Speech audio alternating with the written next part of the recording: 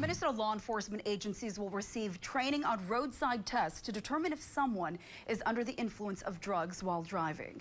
The training is part of a pilot project authorized by the state legislature when recreational marijuana was legalized this past summer in Minnesota.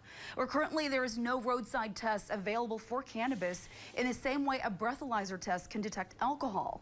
Drug Recognition Evaluators will be trained with the oral fluid instrument which detects the presence of cannabis or other drugs in a driver.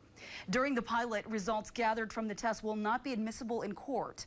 The goal is to obtain legislative approval in 2025 to use the roadside tool in the field to enforce arrests for drug-impaired drivers. Now, we did check with Duluth Police, and we're told the department has 2 officers who are trained as drug recognition evaluators. One of those officers will be sent to the cities to receive training on the tool as part of the pilot program.